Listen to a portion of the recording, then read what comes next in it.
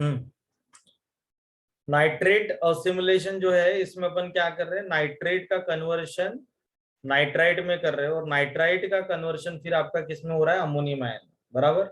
उसके बाद में नाइट्रेट असिमुलेशन में फर्स्ट स्टेप होता है आपका नाइट्रेट का रिडक्शन, जो होता है साइटोसोल में। उसके बाद इसके लिए एंजाइम लगेगा आपको नाइट्रेट रिडक्टेज, जो NO3 को कन्वर्ट करता है NO2 में, मतलब नाइट्राइट में, बाय यूजिंग 1 NADPH मॉलिक्यूल और 1 NADH मॉलिक्यूल। ठीक है, यहाँ पे जो आपका NADH या NADPH है, ये इलेक्ट्रॉन का अगर डोनर है, तो आपका जो नाइट्रेट रिडक्टेज है, इसमें आपके पास में FAD, heme group and molybdenum cobalt complex होता है, जो इलेक्ट्रॉन को ट्रांसपोर्ट करता है। तो यहाँ पे आपको अगर इलेक्ट्रॉन को ट्रांसपोर्ट करना है, तो पेयर ऑफ इलेक्ट्रॉन हम ये FAD, heme and molybdenum cobalt complex through किसके पास में पहुंचाते हैं, आपके नाइट्रेट के पास में। और उसके बाद में फिर नाइट्रेट जो है, ये इलेक्ट्रॉन को एक्सेप्ट करने के बाद फिर कन्वर्ट होता है किसमें, आपके नाइट्राइट में। ठीक है क्या यहाँ तक?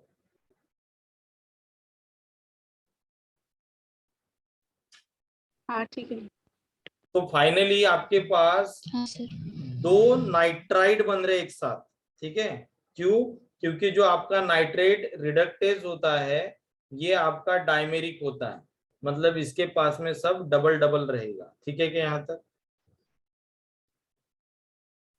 तो इसलिए यहाँ पे अपन ने दो अलग अलग इसमें रिएक्शन लिखा।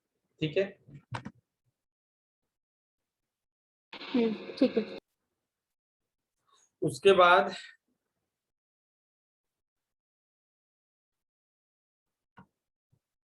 नेक्स्ट, अब हमने रिएक्शन कहाँ पे की रे, ये जो अपन साइटोसोल में किया। साइटोसोल। साइटोसोल में है ना। अब NO3 का कन्वर्शन हमने NO2 में किया, बराबर। अब हम क्या करते, स्टेप 2 में इसको ट्रांसपोर्ट करते प्लास्टिड में, और नेक्स्ट रिएक्शन आपका प्लास्टिड में होगा। बट उसके पहले अपन नाइट्रेट रिडक्टेज जो है, इसका एक्सप्रेशन का ग्राफ देख लेते। तो अगर हम नाइट्रेट रिडक्टेज की अगर एक्टिविटी देखते हैं, तो रूट में इसका जो mRNA है, इसका कॉन्सेंट्रेशन विथ टाइम बढ़ता है, और उसके बाद एक बार mRNA का कॉन्सेंट्रेशन आपके थ्रेशोल्ड लेवल पे अगर पहुंच गया, तो उसके बाद में आपका एक्सप्रेशन बंद हो जाएगा। तो आपका mRNA का कॉन्सेंट्रेशन कम होना स्टार्ट हो रहा है, इसका मतलब mRNA को अपन डिग्रेड कर रहे हैं। बट mRNA को अगर आप डिग्रेड कर रहे हो, इसका मतलब आपको पहले क्या करना पड़ेगा, ट्रांसलेशन करना पड़ेगा, मतलब प्रोटीन बनाना पड़ेगा। तो जैसे ही आप रूट में mRNA का कॉन्सेंट्रेशन बढ़ाना स्टार्ट करते हो, तो आपका प्रोटीन बनना स्टार्ट हो जाता है। तो ये आपका रूट में नाइट्रेट रिडक्टेज जो है, इसका कॉन्सेंट्रेशन बढ़ना स्टार्ट हो गया।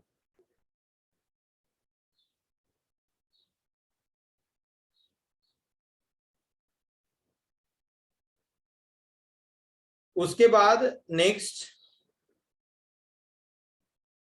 नेक्स्ट अगर अपन शूट की बात करते, तो शूट का mRNA as compare with root mRNA stable होता है, और ज्यादा देर तक एक्सप्रेशन होता है उसका। ठीक है, तो ये आपका रूट के कंपैरिजन में अपन ये शूट mRNA जो लगेगा आपका नाइट्रेट ड्रग टेस्ट के लिए, उसका ग्राफ निकाला। तो इसका half life as compare with root mRNA ज्यादा है, तो आपको ये याद रखना।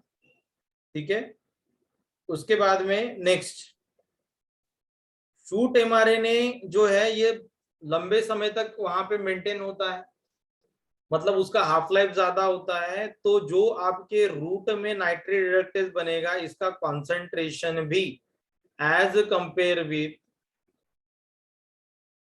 रूट नाइट्रेट रिडक्टेज ज्यादा ही रहेगा।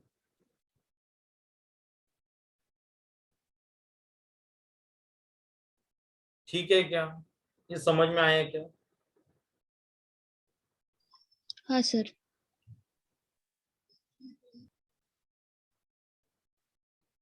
अब ऐसा क्यों होता है, तो इसके लिए इसका रेगुलेशन जो है ये हमें पढ़ना पड़ेगा। लाइट और डार्क, ये जो दो कंडीशंस है, ये दो कंडीशंस आपके नाइट्रेट रिडक्टेज के एक्टिविटी को कंट्रोल करते हैं। तो लाइट जो है ये सीरीन काइनेज को इनिबिट करता है, और डार्क जो है उसके अपोजिट काम करेगा। ये सीरीन काइनेज को क्या करेगा, एक्टिवेट करेगा।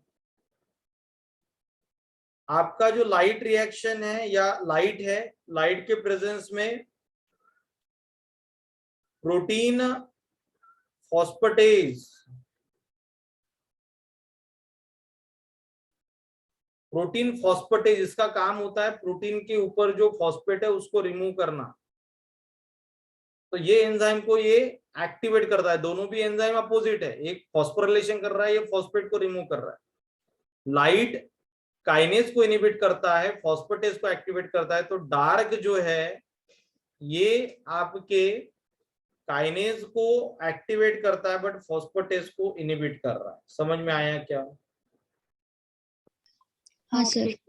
तो इसका मतलब लाइट के प्रेजेंस में आपका प्रोटीन का फॉस्फोरिलेशन होगा कि डिफॉस्फोरिलेशन होगा? प्रोटीन का डिफॉस्फोरिलेशन होगा। प्रोटीन का डिफॉस्फोरिलेशन होगा। मतलब प्रोटीन अगर आपका फॉस्फेट फॉर्म में है तो इसको अपन डिफॉस्फोरिलेट करेंगे, बराबर। और डिफॉस्फोरिलेटेड फॉर्म जो है इसमें आपका नाइट्रेट रिडक्टेज जो है ये एक्टिव होता है। ठीक है क्या?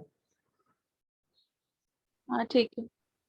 तो हम क्या बोलेंगे कि अगर लाइट एब्जॉर्ब करता है प्लांट तो नाइट्रेट रिडक्टेज का एक्सप्रेशन बढ़ जाता है, और इसीलिए रूट जो है इसमें नाइट्रेट रिडक्टेज का जो एक्सप्रेशन है एज कंपेयर विथ शूट कम होता है। रीजन पता समझ में आया कि रीजन क्यों आपके रूट में शूट के कंपैरिजन में नाइट्रेट रिडक्टेज कम एक्सप्रेस हो रहा है या उसकी एक्टिविटी कम दिख रही है?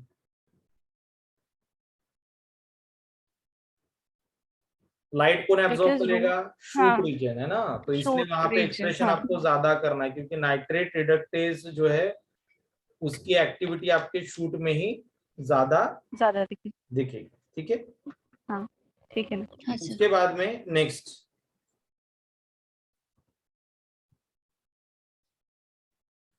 चलो नाइट्रेट रिडक्टेज साइटोसोल में था जिसमें अपन ने नाइट्राइट जो है इसका कन्वर्शन अभी तक अपन ने नाइट्रेट में करके रखा था। तो ये आपका नाइट्राइट है, इसको बना के रखा है साइटोसोल।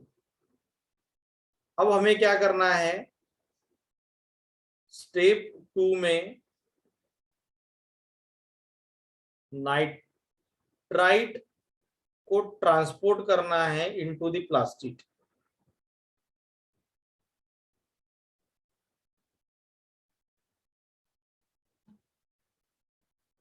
ठीक है क्या? ठीक है ना। हाँ। और प्लास्टिड में आ गए अपन, तो प्लास्टिड में अगर आपका नाइट्राइट आ गया है तो नेक्स्ट जो रिएक्शन रहेगा वो कहाँ पे होगा आपका, प्लास्टिड में। तो वहां पे एंजाइम यूज करेंगे नाइट्राइट रिडक्टेज। ठीक है, तो यहाँ पे नाइट्राइट का रिडक्शन करेंगे अपन, जिसमें NO2 is converted into ammonium. ठीक है क्या? हाँ ठीक है। तो यहाँ पे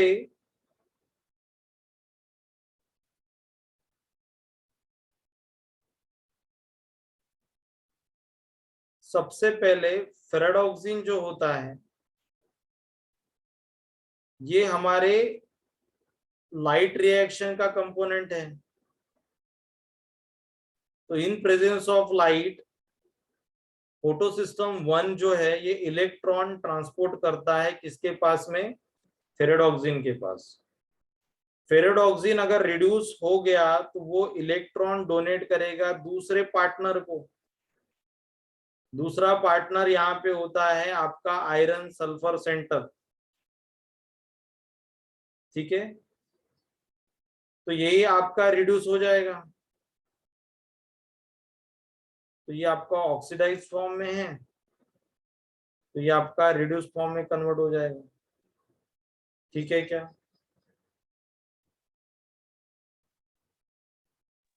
हाँ सर। तो ये आपका रिड्यूस फॉर्म में कन्वर्ट हो गया। रिड्यूस फॉर्म में कन्वर्ट होने के बाद इलेक्ट्रॉन डोनेट किया जाएगा आपके हीम को। हीम के पास इलेक्ट्रॉन आने के बाद हीम इलेक्ट्रॉन डोनेट करेगा आपके NO2 को,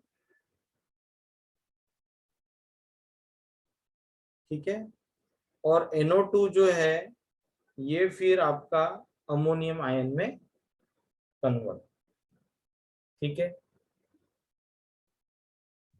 हाँ सर। चलो यहां तक किसी को डिफिकल्टी?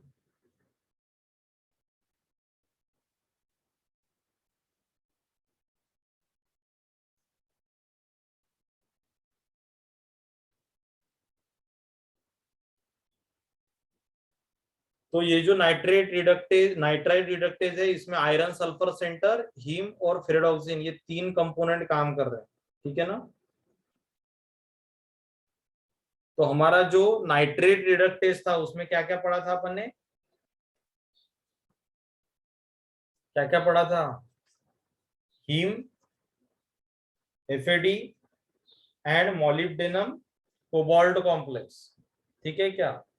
तो यहाँ पे आयरन सल्फर सेंटर होता है मॉलिब्डेनम कोबाल्ट के जगह पे, हीम तो दोनों में कॉमन है। वहां पे NADH पढ़ा था, यहाँ पे अपन पढ़ेंगे, सॉरी FAD था, यहाँ पे है फेरेडोक्सिन, ठीक है। इलेक्ट्रॉन डोनर वहां पे कौन था, NADH, यहाँ पे इलेक्ट्रॉन डोनर कौन है, फेरेडोक्सिन, ठीक है। फेरेडोक्सिन। हाँ सर। चलो यहाँ तक अगर किसी को डिफिकल्टी होगी तो पूछ सकते।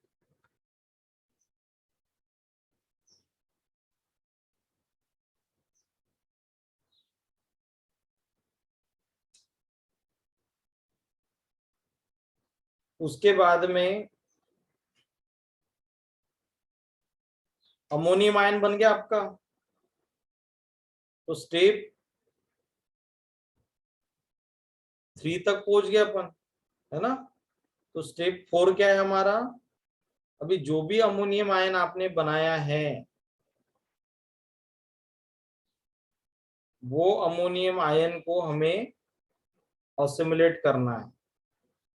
तो अमोनियम असिमुलेशन जो है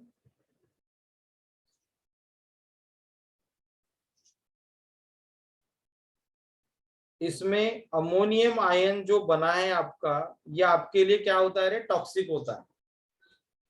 इसलिए अमोनियम आयन को हमें कोई तो भी दूसरे फॉर्म में कन्वर्ट करना पड़ता है। जैसे अमोनियम आयन को अगर अपन ग्लूटामेट के साथ में रिएक्ट करवाते तो ये बन जाता है ग्लूटामीन।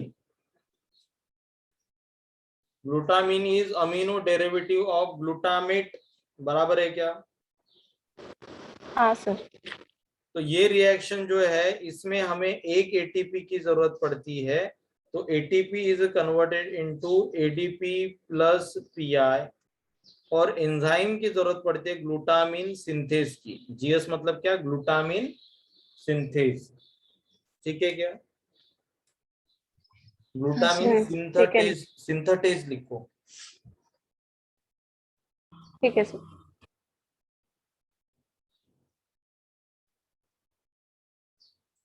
उसके बाद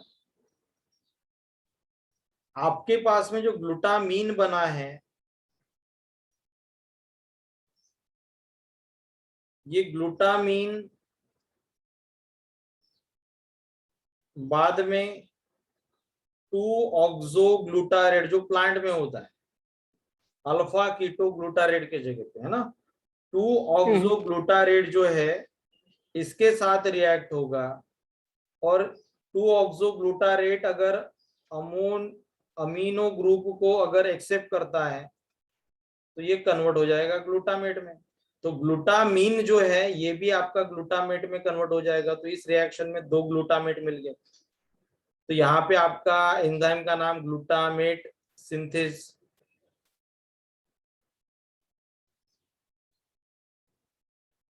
ठीक है क्या यहाँ तक? हाँ सर, ठीक है। अच्छा, उसके बाद नेक्स्ट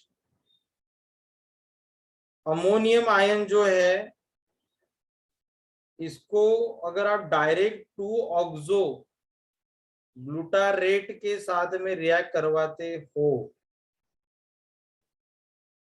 तो इसको हम ग्लूटामेट में कन्वर्ट कर सकते हैं। ऊपर वाले रिएक्शन में क्या किया था, ग्लूटामेट ही बनाया था, बट अपने ग्लूटामीन को यूज किया था। यहाँ पे हम एंजाइम यूज करेंगे ग्लूटामेट डिहाइड्रोजिनेज। ये रिएक्शन इसके पहले भी हमने पढ़ी है, जब अपन ने अमीनो एसिड मेटाबॉलिज्म पढ़ा था। तो वहां पे आपका जो ऑक्सीडेटिव डीअमाइनेशन है उसमें ये रिएक्शन पड़ी थी। हम ये रिएक्शन को अभी उल्टा पढ़ रहे कि जब ग्लूटामेट होता है तो ग्लूटामेट आपका कन्वर्ट होता है अल्फा कीटो ग्लूटारेट में है। वो वाला रिएक्शन पढ़ा था अपन ने, बराबर ना। तो ये रिएक्शन को हमें उल्टा पढ़ना है क्योंकि अमोनियम आयन का कॉन्सेंट्रेशन आपके पास में ज्यादा है। ठीक है क्या यहाँ तक? हाँ सर। उसके बाद नेक्स्ट फोर्थ, ग्लूटामेट जो है आपके पास,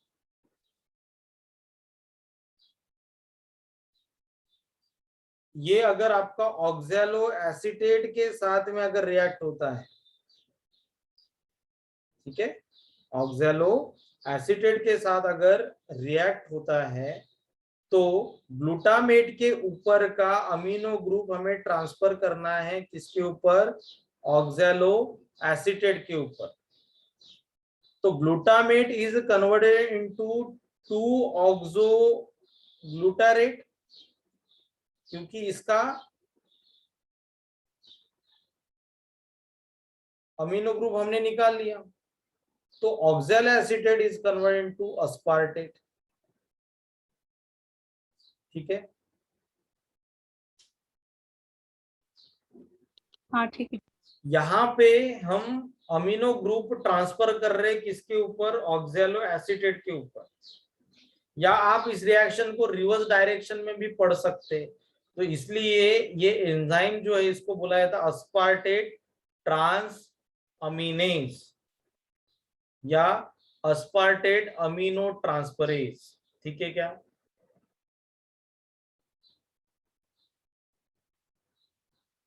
हाँ सर। उसके बाद ग्लूटामीन और अस्पार्टेट,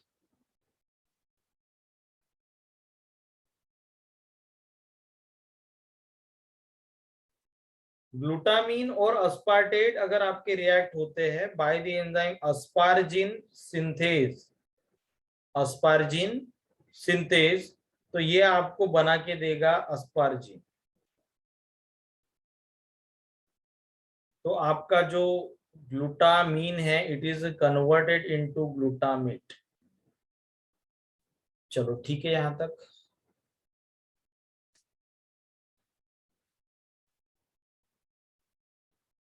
ठीक है ना सर। तो फाइनली अपन ने क्या किया, जो भी आपके सॉइल में क्या था, नाइट्रेट था, उसको अपन ने bye the enzyme nitrate reductase fix किया। उसको फिक्स करने के बाद आपका जो नाइट्राइट है, ये नाइट्राइट को हमने ट्रांसपोर्ट किया कहाँ पे, आपके प्लास्टिड में।